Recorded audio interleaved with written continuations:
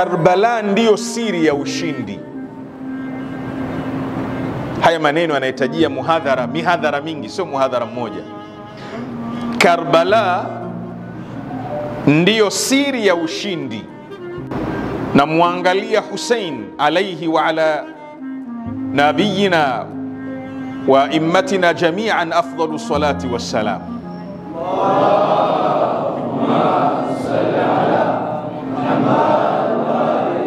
Alipokubali kwenda katika ardhi ya Karbala,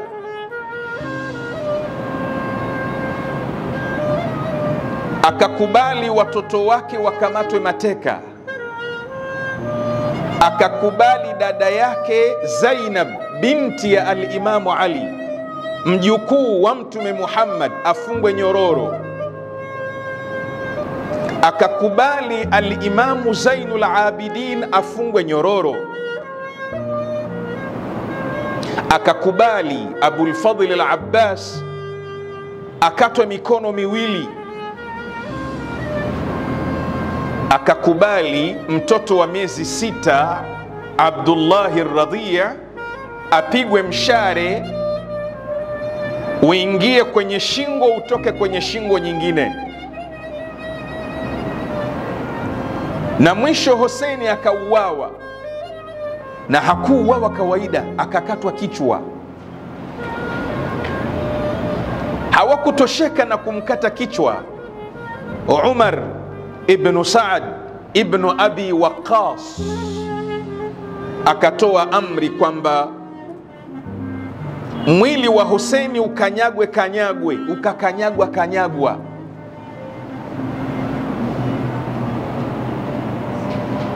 Zainab akatamka maneno yake makubwa, akasema, ewe Mola wangu wa haki, taqabbal minna hadha alqurban alazim, Mungu tukubalie huyu mtu aliyekufa kwa ajili ya dini yako isimame.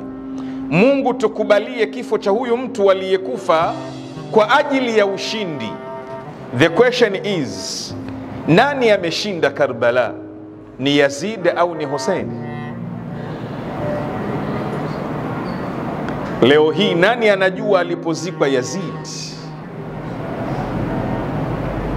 Leo hii nani anayelijua kaburi la Yazid? Bali leo hii nani anakaa anamtaja Yazid? Nani leo anamkumbuka Yazid?